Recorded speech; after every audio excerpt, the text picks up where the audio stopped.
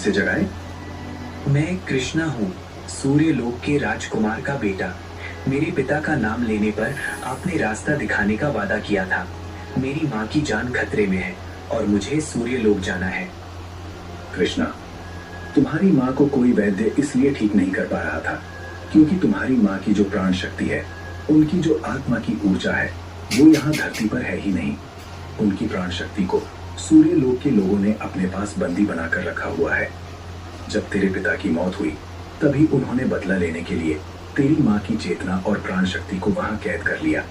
इसलिए तुम्हारी माँ यहाँ सिर्फ एक शरीर बनकर रह गई हैं।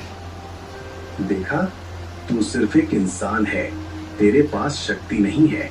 अब मरने के लिए तैयार हो जा। कृष्ण घायल था, तभी उसे अपनी माँ का चेहरा याद आता है। उसे दादी माँ की बातें याद आती हैं। भवानीपुर नाम का एक छोटा सा और शांत गांव था, जहां सूरज की पहली किरण के साथ ही मेहनत और उम्मीद की कहानी शुरू होती थी। इसी गांव के एक पुराने और टूटे फूटे घर में रहती थी दामिनी और उसका बेटा कृष्णा।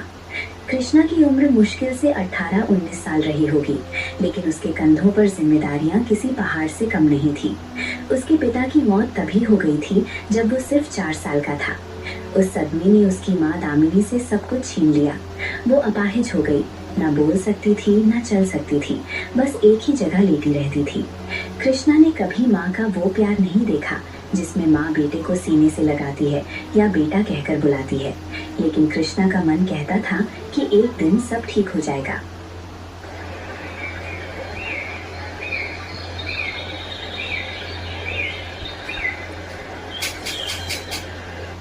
माँ, देखो आज मैं थोड़ा जल्दी उठ गया हूँ।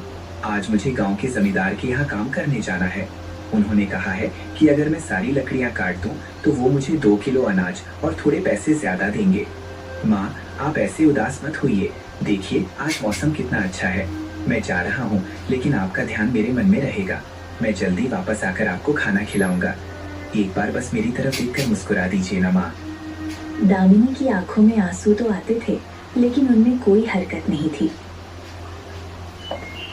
कृष्ण अपनी माँ के पैर छूता है और जंगल की तरफ निकल जाता है। वो दिन भर कड़ी धूप में पसीना बहाता है। हर एक कुल्हाड़ी की चोट के साथ वो बस यही सोचता है कि कब वो अपनी माँ को ठीक देख पाएगा। दोपहर के वक्त वो थका हारा दादी माँ की कुटिया की तरफ जाता है, जिसके पास वो बचपन से लकड़ियाँ पहुँचाता रहा है।